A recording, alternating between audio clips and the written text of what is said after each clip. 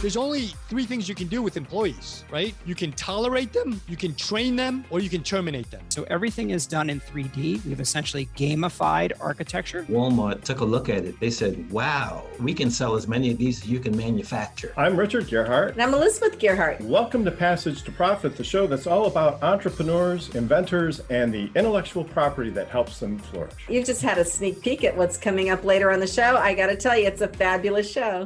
Want to patent your invention? The chance is near. You've given it heart. Now get it in gear. It's Passage to Profit with Richard and Elizabeth Gerhardt. Elizabeth, I have two questions for you. Is that all? Well, the third question I really can't ask you on the air. But question number one, would you like to build a billion-dollar business? Well, who wouldn't? I mean, it's a lot of work, but what else are you going to do? Well, for sure. Our guest tonight, Dave Carvajal, will let you in on a few important secrets on how to do that. And question number two, would you like to build a better world? Well, of course. Well, this is your lucky day because we have Christian Giordano with us, and he's an architect. And so he will literally help you to build a better world. Well, I have a question for you. Yeah. Do you wish that our son had been able to learn financial literacy through a game? Yes, especially our son. Yeah, so we have AlexisSamuels has the solution for that. And my second question for you is, can you help me pick this cat hair off my clothes? I just got this out of the dryer. So Michael Sweigart has That's a big solution problem for in that. our house. So Yes. I'm glad to hear that that's coming up. But Yes. before all of our guest fun, it's time for some intellectual property fun too. We have a little article here about an intellectual property case that shows you what happens when you steal somebody else's invention. And you can lose a lot of money if you do that. So let me tell you about the facts. There's a company called Nexus Technology that alleged that the defendants, get this, their name was Unlimited Power Limited. So who would pick a company name like that? I don't know, but Unlimited Power Limited. And they met with Nexus. And so Nexus started telling them all their technical secrets about a power processor. Nexus hired them as a consultant. Right. So it was work for hire, right? It was work for hire. So after Nexus gave them this information, Unlimited Power Limited went and filed patents in the name of their employee. And one of the key parts about this was, according to the court, they got the information deceptively. So after they filed the applications, they turned them over to a different company who turned around and had the audacity to sue Nexus. And Nexus wouldn't have even known they'd stolen their ideas unless they sued them about their own ideas. So Unlimited Power Limited sued Nexus, and Nexus turned it around on them, and they claimed wrongful and stolen intellectual property. And the jury found for them, and they were awarded $10 million in damages. And because the infringement was willful, the damages got trebled. And so they ended up owing Nexus $32 million. I guess Unlimited Power Limited is now officially Limited Power because after losing $32 million, there's not a lot of power left, I'm pretty sure. Or no power. So it didn't say if there was a non-disclosure agreement, but you would think when you hire somebody to work with you, maybe you don't need one, but maybe you do. I mean, they could have had one. It didn't say in the article that we read, but that would certainly have strengthened their case. Right? Right. And it's also about inventorship. So when you file a patent, you have to swear that you're the first original inventor. And if you get the idea from somebody else and try to patent it, you can't do that. It's against the law, and the patents would be held invalid. And if you are in court, it's considered a deceptive trade practice, and you can get hit with all sorts of damages. So our lesson for today is don't steal other people's patents. Yeah, and protect yourself from getting ripped off too. So get those non-disclosure agreements, work with reputable people. There is a patent one that we do want to talk about that is our patent palooza, our funny patent of the day. But this one's actually pretty cool. And it was issued on May 13th, 2014 to Gaetano Francesco Ruggiera from New York. And it was for a musical pizza box, which I think is so cool. And I'm thinking that he didn't develop it yet because in 2014, that was a lot harder to do. 7 years later, there's those cards you open in the grocery store, right? Yeah, it's the same thing. But I'm just thinking of like all of the different things you could put as messages in those pizza boxes. Yeah, I came up with this pizza looks good, but don't be a pig. If you eat it all, you'll get too big or something. What a buzzkill. I mean, you're looking forward to this pizza. You've been waiting 40 minutes and you get, if you eat this pizza, your cholesterol is going to go up 400 milligrams. But I don't think that was the idea, though. 2,500 calories. I think the idea. It's like a pizza warning label, right? I think the idea was happy birthday and stuff, right? Right. Yeah. But I would like, for example, maybe to hear AC/DC, Back in Black. You can open the pizza thing. That works.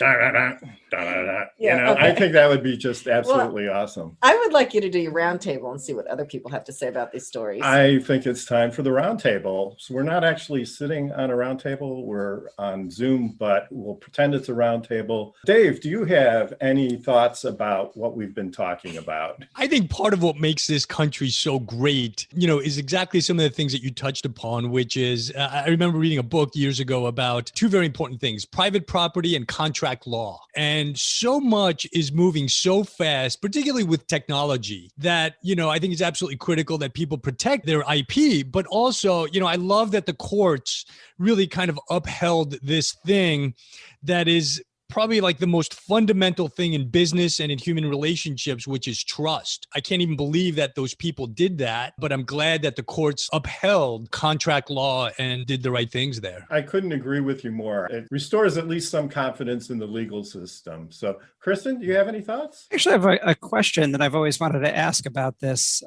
intellectual property. So it's something that I've heard. Is it true that if you have an idea that you ultimately want to patent, but you start talking about it more publicly or to other people, that your timeline begins at that moment? Is that an actual legal argument? Yeah, that's a perfect recitation. So in the US, you have a 1-year grace period from the time that the idea is first publicly disclosed. And it can be disclosed in a conversation, in an investor pitch. There's one case where somebody modified an engine to a boat engine, outboard engine, and drove it around in public, and they considered that to be a public disclosure. So you're absolutely right. But once you disclose it, the clock starts ticking. And if you want to consider international patent protection, they don't give a 1-year grace period like the US does. Once you disclose it, you essentially forfeit your right to file a patent in Europe or China or Japan. So you have to be very careful and use non-disclosure agreements wherever you can, because that prevents that problem. And it's usually best just to get your application on file as soon as you can. Alexis. My question was quite similar to Christian's. I've heard it said in the past that if you have an idea, you can write it down, put it in an envelope, postpaid, and mail it to yourself. Does that in some way protect you? Nobody on this program has ever asked me that question. And so I'm happy to answer it. It helps establish a date of invention, which for certain things can be important, but it doesn't give you any intellectual property rights. It only establishes a date of invention. So don't rely on that if you want to protect your idea. Yeah, you have to file it with the patent office. So that's a good question because a lot of people have heard that. Michael? I have two things. A short story. On the way to meet with my attorney for a patent, we had launched a website to sell our product. We hadn't sold any yet, but when I met with the attorney, he said, take the website down immediately. Do not sell a single product. From what I understand, as soon as you sell a product, it's no longer patentable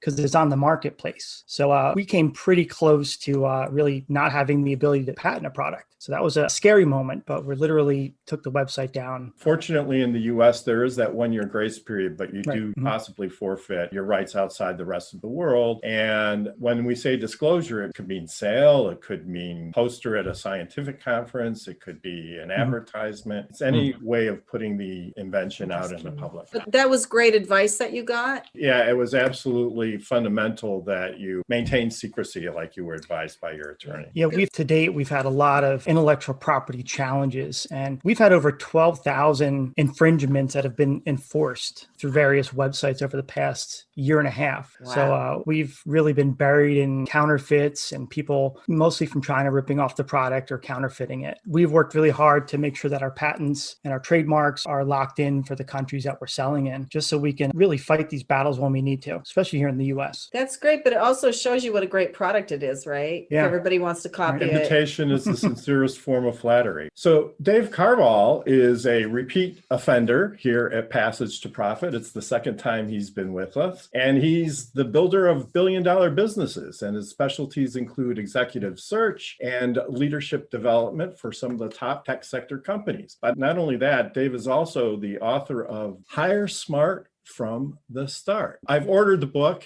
because we're doing a lot of hiring right now, but maybe you can give us a little teaser of what the book's about. And refresh us on that one page you told us about last time that everybody has to do in the book. Yeah, page 97. So look, fundamentally, my thesis is that there is an A-plus player for every role in every company, and every CEO should know this. No company ever got great because they were amazing at payroll or benefits administration. The most strategic parts of HR are recruiting and culture. And so what I talk about in the book is really the thing that every CEO entrepreneur wants out of their company, out of their business, is high performance. Well, high performance requires high performance leadership. And what that looks like and what that means is for the CEO founder, the entrepreneur, to create alignment around the three most important things in business. And those are: 1, a common purpose; 2, shared values; and 3, clear objectives. And there's no better time to do that than right from the beginning. And so that's why we named my book Hire Smart from the Start. I think it's an incredible time to really lay the foundation. And I really like some of the things that Christian mentioned before and is going to talk about, because building a company really is like the architecture, right? You have to design it in advance, right? The mistake that most people make when hiring or recruiting is that, if they need an accountant, they'll just start interviewing accountants and hire the best one. Well, the problem with that is that you may hire the best one and still only get 40 or 50% of what you're looking for. The name of the game is to define in advance exactly who you're looking for. And the way you do that is on a one-pager, a blueprint, and that's page 97 of my book. It's not only knowing what to do, but knowing how to do it. And I think that's the name of the game, is really taking a strategic approach to organizational design. If I can just comment on that a little bit, we've been going through the hiring process lately. And for the first time, we've actually incorporated a COO and an HR person in the hiring process. And I was just shocked at how differently they viewed the candidates and what perspectives they brought to the hiring process. As an attorney, I would have never asked a lot of the questions that they asked. And it really kind of opened my eyes to what it takes to hire well. And I think having those different perspectives makes a huge difference. Things as an attorney, I would have never thought about. I have to say too, that Richard did look at your book and read your book. And when he hired the COO that he has right now, this was one of the best hires that we've made in years, because this guy is just cleaning up problems left and right. I mean, he's amazing. But how do you even know what roles you should have in your organization? And if you're starting out, maybe you're a solopreneur. And so how do you determine what is the first hire and what is the second hire and what is the third hire? How do you make those decisions? So 2 things. First, a camel is a horse designed by committee. Right? So the problem with just jumping in and starting to interview accountants because you need an accountant is exactly what you were able to avoid, Richard, which is, everybody's got their own idea of the accountant that we should hire. Right? But unless you take the time and the energy and the effort in advance to sit down and talk about exactly who we're looking for, only then are you going to make the best hire, the right fit hire for your company, right? And on that page 97, I think it's really important to get absolute clarity around your core values, your culture, your mission, first and foremost. Then you get clarity around the role and then you get clarity around the candidate. And so that's why it's important to lay out all those things on a one pager and make sure that the interview committee, the 4 people involved in interviewing and hiring this person, that we're on the same page with what we're looking for, that we are in fact looking for a camel or a thoroughbred stallion, right? Whatever it is, just let's make sure we have an agreement on that. One of the things I learned was asking the right questions and getting down into the detail, because a candidate may say, for example, yeah, I've done accounts receivable. And then you ask them, well, what kind of accounts receivable have you done? Well, I downloaded the reports and I sent them over here. So that's accounts receivable. And that's not the kind of accounts receivable I need. I need somebody who's going to call clients and form a relationship and reach out to them to collect the money. We've talked to people that don't even know how to download reports. And so, you can't take it at face value. What they think accounts receivable is what you need. It's asking the right questions to really understand what their experience is. Yeah. To your other point, Richard, about, how do you figure out this notion of organizational design and who you need to hire first, second, or third? And one of the things I talk about in my book is this concept of organizational self-determination, right? It's really the basis of organizational design, which is one of the exercises that I have my CEO clients do is project out 10 years. What is it that you want to be true about your business, about your company 10 years from now? If everything goes great, if everything is successful, what is that vision? I think everything begins with a vision, right? And then you create that purpose and you align and use that purpose as the basis for all your recruiting, your promotions, and your terminations of employees, right? Is people that are going to help you achieve that mission. They're not only going to be successful in their job, but they're going to be capable of helping us achieve our great mission. Well, that's a fantastic point. And looking into the future and building toward that, start with the end in mind, is a great way to go about doing things. It's funny, I've been in the business world now for over 30 years, and some people have been talking about those kinds of things, but I also can say I worked for organizations where none of that was clear, and the organizations were unclear and they were confused. And now it seems that people are really taking that message seriously and constructing companies around those principles, and they're much more effective. And I think that's why you see so many companies growing so quickly now. It's the productivity tools, but it's also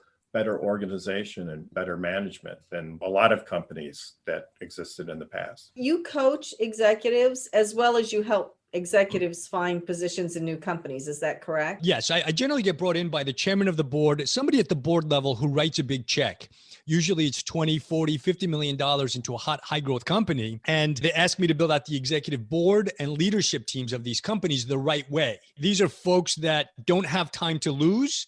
They've got such an enormous market opportunity in front of them, and they cannot afford to make a bad hire. A bad hire will trip them up or delay their go-to-market strategy or their ability to grab market share. And so the stakes are incredibly high. They can't afford to get it wrong. And so they generally call us to come in like a strike force, like a Navy SEALs team, and just get it done for them, right? Sometimes it's 1, 2, 3 executives. Sometimes it's 3 executives and a team of 10 product and enterprise salespeople, for example. And so that's one thing we do. And then the second thing I do is I have a program, a coaching program, because no CEO founder has ever been classically trained on how to do this thing, recruiting and culture building and really company building, right? It's not even taught at the top MBA programs. Yet it's like the most critical, most important aspect of building a business is getting the right people onto your team. And they're out there, right? Like the awesome and amazing people that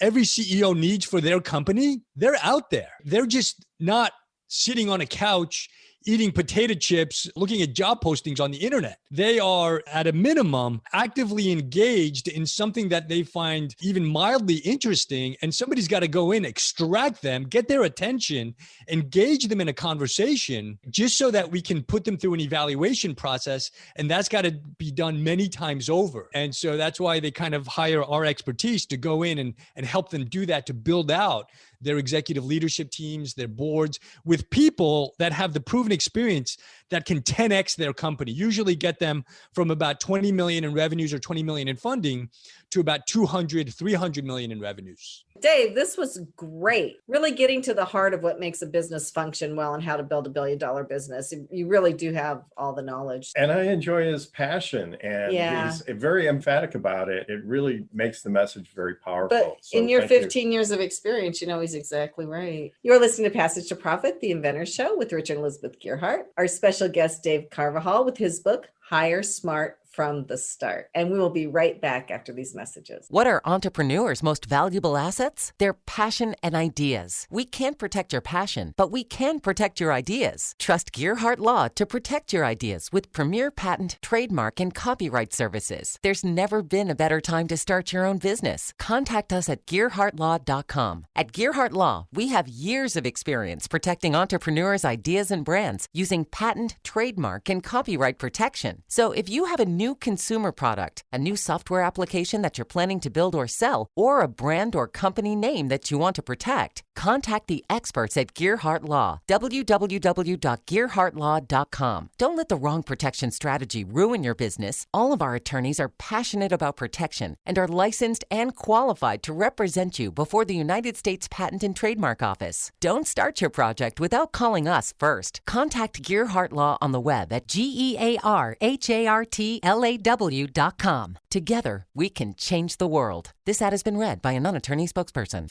Now back to Passage to Profit. Once again, Richard and Elizabeth Gearhart. If you missed our first segment with Dave Carvajal, please check out our podcast or our YouTube channel. Fantastic information. It was really a pleasure listening to him. Well, this guy knows his stuff. Like if you're an entrepreneur starting a business, if you're trying to raise your business to the next level, Dave knows how to do all of that. And what's so amazing is that he created a system for entrepreneurs where they can reach out to him and have him help build the teams. Team is so important, especially getting investor money. And getting the whole team together. So even if a CEO doesn't have a lot of experience doing that, Dave can help. So on to our next guest. Our executive spotlight this evening is Christian Giordano, and he is an architect, and he's the president of the firm Mancini and Duffy, and he's our executive spotlight tonight. He believes that the world of architecture and design is due for a reinvention, and he believes his team is the way to go about doing that. So welcome to the show, Christian. It's really great to have you with us. Tell us a little bit about your firm. Sure. Thank you for having me. So I'm an architect, and really we've figured out a way of working with our clients differently from other architects. So with using technology, we've recreated the process. So we invite our clients into that process from the very beginning, from day one. They sit either in our computer lab here, an actual R&D lab that we've created in New York City, or we've adapted that for COVID so we can do everything virtually online. And you're immersed in our process immediately. So everything is done in 3D. We've essentially gamified architecture for our clients. So we begin using some artificial intelligence, some scripting languages on the back end, and we can start designing. So if you've got a restaurant that you want to lay out, you have a space in mind, we can quickly put you in this system. You can put on VR goggles, and we will begin to design that within minutes around you. And using that AI intelligence, we can lay out the tables. We can tell you exactly how many people are going to fit. We can tell you how big the kitchen needs to be by code. And all the while, it's building the infrastructure that's required per code. So the stairs, the elevators, the bathroom counts, things like that. And you walk away from our process within an hour or two with really a rough sketch and a rough idea of what it is that you can accomplish. Then we spend the next, week or so refining that, actually beginning to conceptually design it, come back around to that client, and they come back into this system and they see it again. And by iterating this over and over again, we can do what a normal architect does in 3 months, we can do in 3 weeks time. It really moves that process along, and you're getting a rendering or a virtual experience or a walkthrough all right there, sort of free of charge in a sense, because it's a byproduct of how we're working. That's amazing. If anyone has the chance, they should go to your website, the Mancini and Duffy website. You've got some gorgeous buildings that you've created and some marvelous works that you've done. Really inspiring. And I'm sort of an architectural aficionado. And so I really appreciate beautiful building design. And some of the stuff you guys have done has just been outstanding. Thank you. Yeah, the firm's been around for 100 years. It was a firm that, I had come over about 10 years ago, and essentially through a few different happenings, I ended up purchasing the firm from the previous ownership. So myself and some other younger partners really saw that opportunity. It's funny when you ask, people that are close to that retirement age, hey, what do you think about retiring? And they say, well, make me an offer and I'll retire. It's funny how many people are actually looking to retire. I had no idea. I always tell architects, approach your boss, ask them what their plans are. You might be surprised what you get out of it. And from there, we've recreated the culture. I mean, much similar to what Dave spoke about, we actually did hire a coach, a Vern Harnish coach. I'm sure you know who Vern Harnish is. And he took us through very similar exercises around culture and hiring and making sure that our purpose and our 30-year plan, our 10-year plan, our 5-year plan, our 1-year plan was really set in stone. And so that we had something to guide us. And that is really what led us through this process and discovering this technology. Christian has graciously donated to Students to Science, that's the number 2, for being on the show as our executive spotlight. So we appreciate that. Thank you, Christian. You're welcome. My pleasure. And you are listening to Passage to Profit, the Inventor Show with Richard and Elizabeth Gearhart on WOR 710, the Voice of New York. We'll be right back. There's never been a better time to start your own business. The opportunities are infinite and only limited by your imagination and enthusiasm. At Gearhart Law, we believe the most successful companies all have one thing in common. They start with a solid foundation first. Gearhart Law has years of experience protecting entrepreneurs' ideas and brands using patent, trademark, and copyright protection. So if you have a new consumer product, a new software application that you're planning to build or sell, or a brand or company name that you want to protect, contact the experts at www.gearhartlaw.com. Our professionals will create a custom strategy designed to fit your needs and your budget. All of our attorneys are passionate about protection, licensed and qualified to represent you before the United States Patent and Trademark Office. Don't start your project without calling us first. Visit gearhartlaw.com. Together, we can change the world. Visit gearhartlaw.com. This ad has been read by a non-attorney spokesperson. Passage to Profit continues with Richard and Elizabeth Gearhart. We have just had 2 fabulous presentations packed full of knowledge, new technology. If you want to hear them, listen to our podcast, which comes out tomorrow. If you want to see the people on the show, I always say this, but it's true. We always get really good looking people on this show. So go to our YouTube channel, Passage to Profit Show. I'll take that as a compliment. And now we're on to AlexisSamuels. And I have to say, if you could make it fun for your kids to learn how to handle money, would you do it? Well, you should. And Alexis will show you how. So welcome, Alexis. Thank you so much for inviting me. It's a real privilege to be on your show. Yes. So tell us all about what you're doing. We're excited to offer a financial literacy app that incorporates artificial intelligence, gamification to make it fun. Many are unaware of the fact that financial literacy underpins many important foundations in society, whether it's your health, access to good food, good housing, job opportunities. All of these things, including mental health, are all tied to financial literacy. Those who are unable to acquire good money management skills often are unable to gain access to these very important matters that will make a big difference if we finish, in life. Many years ago, we first began developing tabletop learning systems. In fact, the first one in which we developed, we were invited to introduce it to Walmart. After Walmart took a look at it, they said, wow, we can sell as many of these as you can manufacture. But we were very concerned about really making a difference within underserved communities. And so we felt rather than selling it on a retail basis at the time, we would allow those within various organizations, whether it be community groups or even the school systems, to promote the learning system. And so we decided to take it to schools. Right now, we're in about 18 different states. We've been accepted within the New York City school system, in New Jersey, and California, and Phoenix, Arizona, in a number of different locations. Many are unaware of the fact that about 45 states now mandate that financial literacy be taught to their high schools before they can graduate. And so we incorporate curriculum inside our literacy systems, and by those school systems throughout the country and the kids playing our games, they actually can qualify for that state mandate as well. And what's the name of your system? It's called the Road to Prosperity Learning System. That's the tabletop version. In fact, we might as well just show you display a copy of it for you. Oh, I like the cover. Yeah, Yes, so very powerful system. for our audience at home, that's a beautifully designed cover. Kind of like Passage to Profit, only it's a road to prosperity.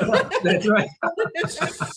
So, Yes. Alexis, how do you make it fun? Yeah, when it comes to math and finance, it's not one of those topics that youth often engage with. So we incorporate gamification. You remember when we were all young, many of the things in which we learned through competitions or repetition. So we incorporate game algorithms inside the actual learning process. For example, as the game progresses, the goal is to be the first to acquire $1 million in assets, in cash within their bank accounts. But at the same time, it incorporates credit scores. So when one begins to play, they begin with a 680 credit score. They have to be able to navigate through life's consequences, make adult decisions, and all of the increases and or decreases to their credit scores all is based upon various educational components in financial literacy. Alexis, it's just been fantastic speaking with you. You're doing great work out there. We're so happy that these tools are available. And you're also a Gerhardt Law client. So Yes. I just wanted to say thank you for that. And we'll be on to our final presenter, the Fur Zapper. And we'll be back right after this message.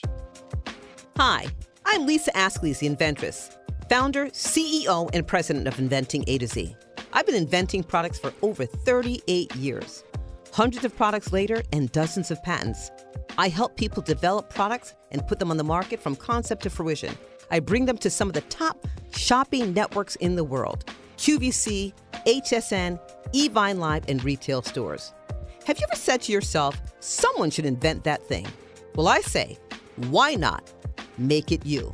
If you want to know how to develop a product from concept to fruition the right way, contact me, Lisa Askley's the inventress. Go to inventingatoz.com, inventingatoz.com. Email me, lisa@inventingatoz.com. Treat yourself to a day chock full of networking, education, music, shopping, and fun. Go to my website, inventingatoz.com.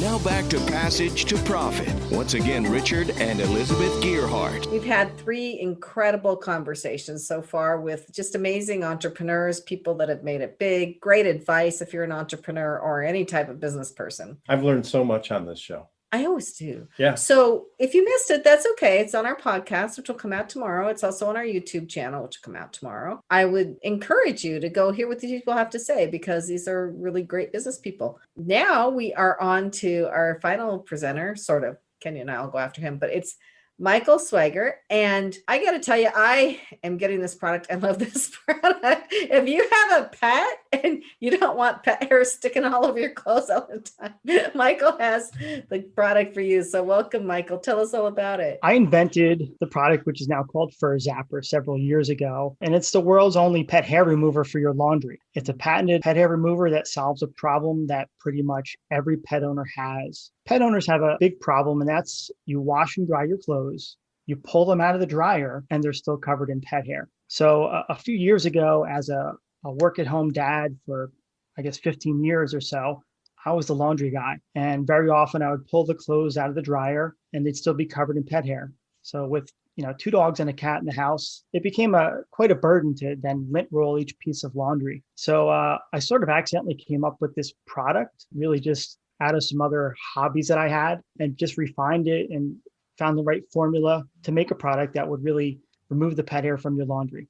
So far there's never been anything like this. And we've been fortunate enough to really create a market and disrupt an existing market as well. And it's a little disc that you throw in the washer or dryer, right? Right. Our top selling item is a Fur Zapper 2-pack. So they're two like round discs, a little bit bigger than a hockey puck. They have a paw print shape on them, so they're for pets.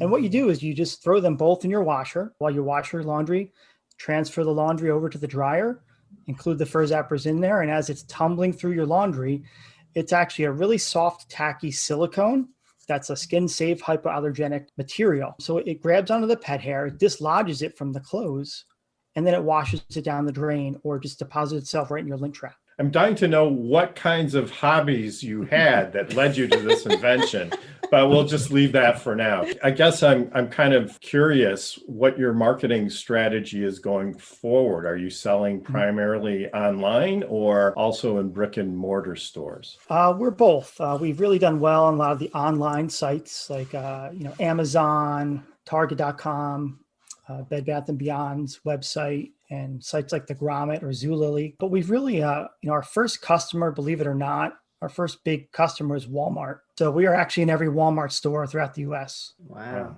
So Dave, do you have a question? Fascinating business. I was going to ask about distribution channel, but the big question is manufacturing and distribution. The challenge can often be operating cash flow and how you kind of manage both levers, the push and the pull, creating enough inventory that you can distribute, but then having that sell so you can get the money back so that you can create even more product.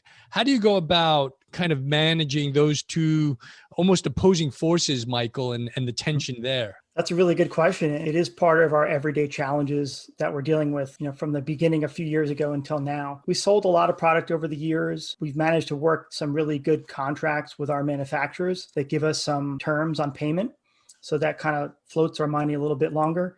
And we try to obviously not give the customers that owe us money too much terms as well. But yes, that is a challenge, especially as we're stocking up and building inventory. We can only build it so much before running out of money. So it is a real life challenge. So it's a balance. It's something we look at on a weekly basis. We check, sell-throughs and inventory counts. We look at monthly and yearly trends. The product sells really big on the holidays. So we try to ramp up the inventory several months leading up to that as well. Yeah, stocking stuff for as long as it doesn't get stuck in the stocking, right? Right. So Christian, did you have a comment? I'm just curious, how did you figure this out? Do you have a degree in chemical engineering? Is there, what motivated you to put silicone, inside your laundry? Because it's something that I wouldn't have thought of ever.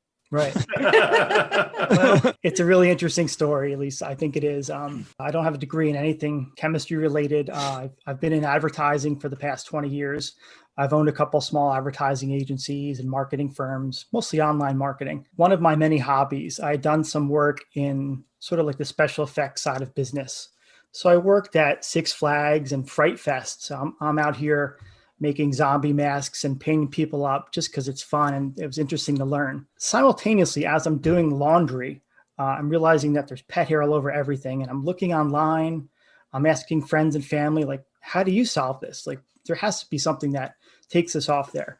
And I tried everything available. People recommended rolling up foil balls and throwing them in your dryer or tying rubber gloves together. People had a lot of crazy ideas. So one day I was actually working in my workshop area with a silicone mask and I dropped it on the floor and I picked it up and it was filled with pet hair because my pets were always down there.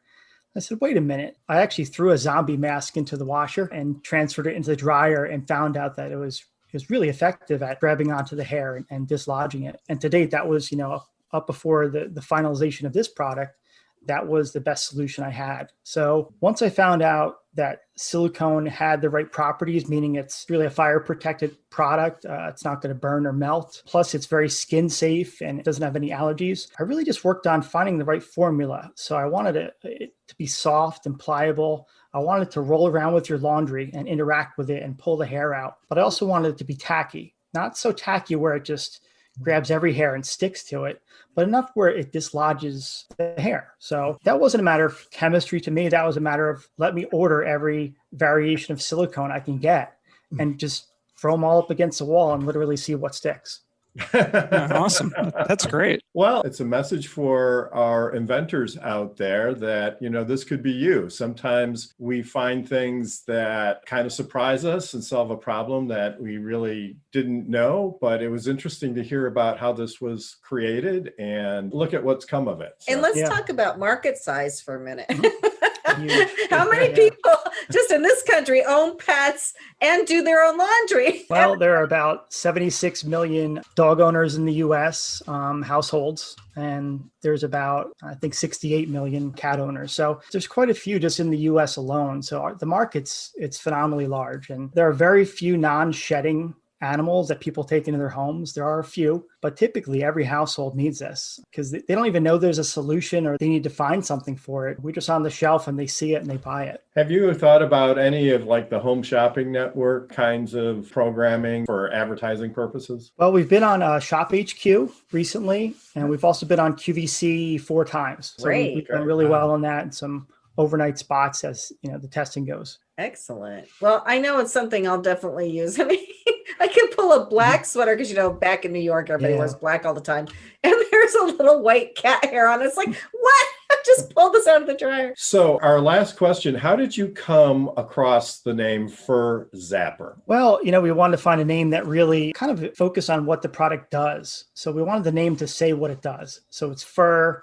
Obviously, it's pet fur. Also works for lint and dander and other things, but fur was the biggest offender to laundry. And Zapper was just a nice, strong phrase. It's a hard, thick phrase that kind of just demonstrates that it's taking care of it. It's zapping it. It's removing it. We probably had 100 different names to choose from, and we just narrowed it down to that one. Well, I think that's an excellent name. So go to FurZapper.com. go to FurZapper.com and get your fur zapped. Everybody will be happier for it. Thanks so much, Michael, for being on the show. No problem. Thank you. And we look forward to your continued success. So you're listening to Passage to Profit, the Inventor Show on WOR 710 with our special guest, Dave Carvajal, and we will be right back. What are entrepreneurs' most valuable assets? Their passion and ideas. We can't protect your passion, but we can protect your ideas. Trust Gearhart Law to protect your ideas with premier patent, trademark, and copyright services. There's never been a better time to start your own business. Contact us at GearhartLaw.com. At Gearhart Law, we have years of experience protecting entrepreneurs' ideas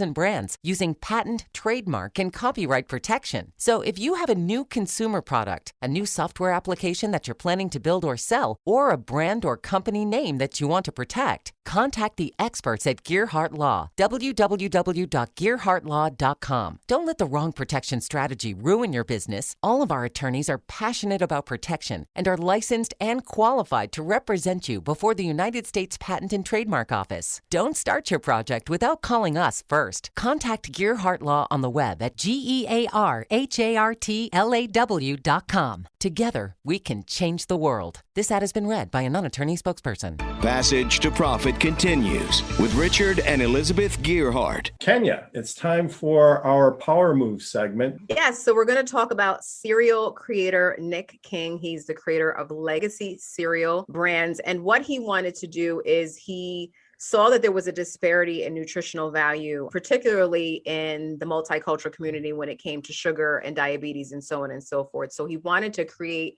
the first cereal of its kind that speaks to not just the multicultural community, but offers an alternative to the sugary things that are out there. So he came up with a cereal called Proud Puffs. He's been featured a lot lately. He's been on Inside Edition, all these different media outlets. And I just wanted to give a kudos to him for thinking right outside the box and creating a solution that really is going to help the community. Outside the box, did you mean that as a pun? Well, yes, congratulations. I mean, cereal's been around forever, but not everybody can eat it. And to make it something that doesn't spike your blood sugar and doesn't cause all these other bad things is a really good idea, I think. Yeah, For he's sure. sort of a serial killer, isn't he? Literally. Well, diabetes is one of the number one causes of death in the multicultural community. And it comes from a lot of different reasons, right? From not having access to resources and not being able to afford a nutritional diet. So one of his goals there was to make sure that there was an affordable solution for people to eat and enjoy healthy, right? Yeah. And it's for everyone. We should all be eating like that. Well, you remember Dr. Juan, who we had on the show a couple of weeks ago, with his plant-based junk food. He shipped some to us. It was really tasty. It's healthy. not actually junk food. It's pretend junk food. It's so it's actually healthy food. Right. Pretending to be junk food. Right. But it tastes like junk food and looks like junk food, but it's made out of kidney beans or navy beans is navy the first beans, ingredient. Yeah. And so we're evolving as a species. We're learning how to make our junk food healthy, which I think is the best news of all. So Always good. Well, thank you for that, Kenya. And now it's time for our fireside update. My lovely wife, Elizabeth Gerhardt, has started an incredible company, Fireside Directory. So why don't you tell us about that? For those of you who don't know, Fireside Directory is a video directory of small businesses. It's the first of its kind, pretty much, I think. And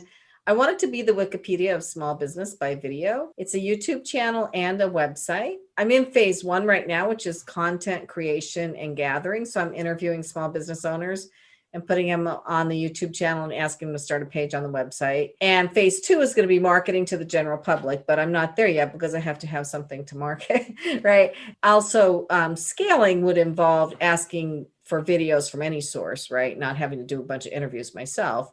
But right now, building it, I have to show that there's something there. So I am interviewing lots of really fascinating business owners. The interviews can be a little bit long sometimes, but I think what I've decided to do when I get some investment money from friends and family is... you want more? Are you in that pre-IPO stage? Family and family. I think what will be effective, I ask everybody in 10 seconds, give me what makes you special. Why would I hire you instead of somebody else that does the same thing you do? What is your special value?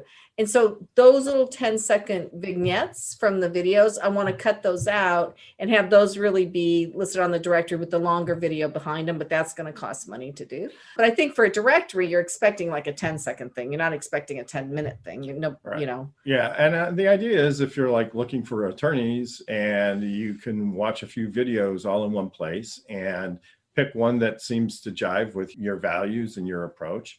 Or if you're looking for business coaches, you could do the same thing and find the one that appeals to you without having to make a bunch of phone calls and at least get some ideas of what they're like and whether you think they'd be a good person to work with. Right. And in collecting the data, I got some good advice at the beginning, just see what categories populate the best. But what I'm finding is I need to split the site, which with website help I would do, into B2B and B2C. And then within those categories, location-based or not location-based, because I'm getting everything right now. I really do want it to be like Wikipedia, like everything, but organized better. That sounds like a great project. And where can everybody find out about Fireside? Yes. So the name is fireside.directory, the website. The YouTube channel is Fireside Directory. And you can look on my LinkedIn. All my information is on my LinkedIn, which is Elizabeth Gerhardt. We'll take a break right after this and we'll be back for our final wrap-up. So stay tuned. There's never been a better time to start your own business. The opportunities are infinite and only limited by your imagination and enthusiasm. At Gerhardt Law, we believe the most successful companies all have one thing in common. They start with a solid foundation first. Gerhardt Law has years of experience protecting entrepreneurs' ideas and brands using patent, trademark, and copyright protection. So if you have a new consumer product, a new software application that you're planning to build or sell, or a brand or company name that you want to protect, contact the experts at www.gerhardtlaw.com. Our professionals will create a custom strategy designed to fit your needs and your budget. All of our attorneys are passionate about protection, licensed and qualified to represent you before the United States Patent and Trademark Office. Don't start your project without calling us first. Visit GerhardtLaw.com. Together, we can change the world. Visit GerhardtLaw.com. This ad has been read by a non-attorney spokesperson. Now more with Richard and Elizabeth. Passage to Profit. An amazing show tonight. This was like a heavy-duty knowledge show. It was. Business advice, really good business advice. My brain is bursting. And I'll never forget that story about the people who stole the invention and then turned around and sued the people they stole it from. I mean, they belong in idiot jail or something. Is there such a thing? I don't know. I'd probably be put there for multiple occasions. Anyway, before we sign off, a couple of final words from our guest, Dave. Do you have any final thoughts? Look, first I would say thank you for having me. It's always an honor and a pleasure to be here with you folks. And, part of the reason I love what I do in working with entrepreneurs is because I get to learn so much about any number of businesses and industries. And I would say to any entrepreneurs out there, keep the faith, work hard. The journey of entrepreneurship is challenging. It's not easy. Like, you've made a decision to really kind of transform your lives, right? Like, I truly believe that entrepreneurship, if it's anything, it's a journey of transformation, not just of yourself, but if you're fortunate, transforms your family, your community, and even the world. And these things are not easy. And I would say one of the best things you can do is just surround yourself by the best people you could possibly do. It's often said that the 5 people that you spend the most time with is a reflection of who you are. And I would say it's become significantly easier now because of social media, because you can listen to podcasts and YouTube channels and books, right? And the important thing is to get the information, learn the conceptual models, and keep pushing, keep striving to achieve that greater purpose. Christian? For me, if anyone there is looking to have a different experience, if they need to work with an architect on the corporate side of things, whether that's an office space or a new building, anywhere in the United States, between myself and partners here, we're licensed throughout all 50 states. We can make what can sometimes be a daunting process a lot easier and actually kind of fun along the way. Again, thank you very much. Kenya? Thank you for having me as always. A show is always great when you can learn a lot. And I learned a lot about a lot of different things today. So I just want to say thank you to everyone who spoke and presented today. Lots of good information. And that's why people tune into Passage to Profit. Kenya never likes to toot her own horn, but this show is really her idea.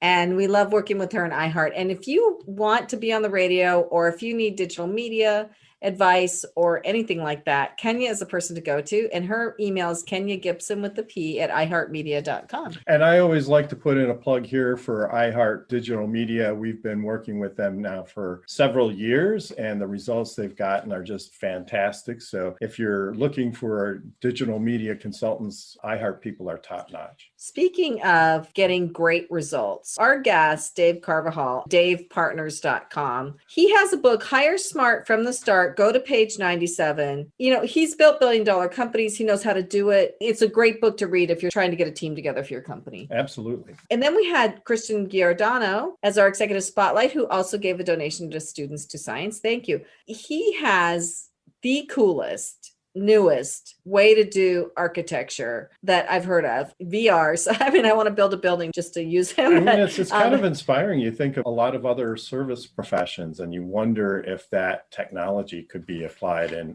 that type of technology could somehow be applied elsewhere. His website is manciniduffy.com, manciniduffy.com. So mostly commercial real estate. He does the inside of buildings. He does buildings from the ground up. He's done one here in Summit, New Jersey that I'm dying to drive by now. I want to see it. And then we had AlexisSamuels with his financial literacy game app. He has a book, Tabletop Game, Road to Prosperity, but his website is FinLitX, FinLitX.com, a very cool app using the latest technology to teach kids, and I think people up to 100 years old, anybody really, the consequences of their financial decisions and how to make the right ones. That is so huge. We like to say money doesn't buy happiness, but for sure, managing money well does buy happiness, and we all need those lessons. And he's a Gerhardt Law client. And our final presenter, his product is literally flying off the shelves into the clothes dryers of every animal owner in the country. Michael Sweigart with the FurZapper.com. That's his website. It takes the pet hair out of your clothes, in your dryer, at home, and you look so much better. Before we go, I'd like to say thank you to all of the special people that make Passage to Profit possible. Noah Fleischman, our producer at iHeart Studios, Alicia Morrissey, our program coordinator, Angela Wolf, our video producer. Don't forget to like us on Facebook, Twitter, and Instagram, and follow us on our YouTube channel. This is Richard and Elizabeth Gerhardt signing off for Passage to Profit on iHeartRadio, WOR 710, the voice of New York.